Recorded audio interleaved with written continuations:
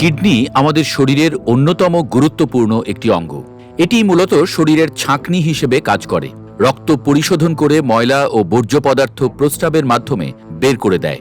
তবে কখনো কখনো এই পরিশোধন প্রক্রিয়াতেই তৈরি হয় পাথরের মতো কঠিন বস্তু, যা সৃষ্টি করতে পারে তীব্র যন্ত্রণা ও জটিলতা।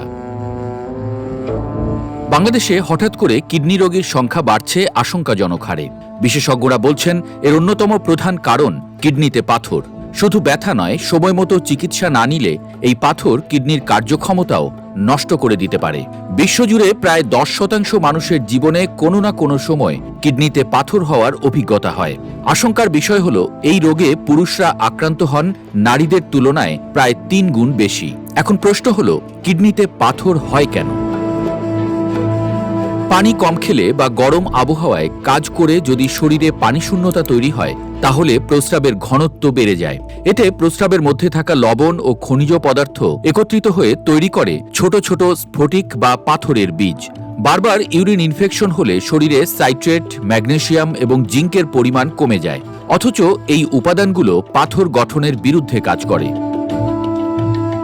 কিছু মানুষের রক্তে ক্যালসিয়ামের মাত্রা বেশি থাকে, যা কিডনিতে জমে ক্যালসিয়াম অক্সালেট পাথর তৈরি করে। প্রায় 80% পাথরই এই ক্যাটাগরির।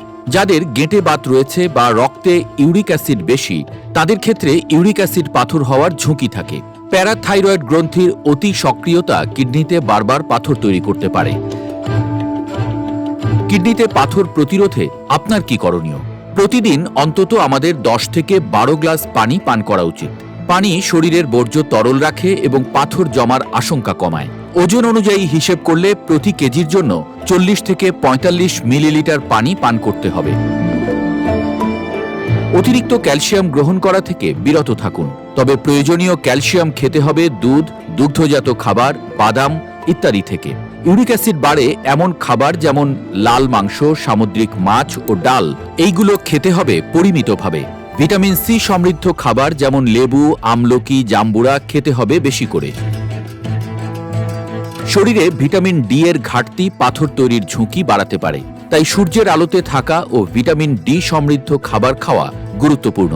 ডিম, মাংস, দুধ, মাছ এবং ডাল জাতীয় খাবারে রয়েছে প্রচুর জিঙ্ক, যা কিডনির স্বাস্থ্য ভালো রাখতে সাহায্য করে। প্রতিদিন একজন প্রাপ্তবয়স্ক মানুষের অন্তত 8 থেকে 12 মিলিগ্রাম জিঙ্ক দরকার। কিডনিতে পাথর এখন আর শুধু বড়দের রোগ নয়।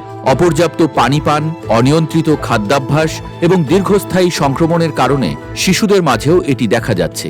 তাই প্রতিদিনের অভ্যাসে সামান্য পরিবর্তন এনে সঠিক খাবার খেয়ে আর পর্যাপ্ত পানি পান করে এড়ানো যেতে পারে এই যন্ত্রণাদায়ক ও ঝুঁকিপূর্ণ রোগ।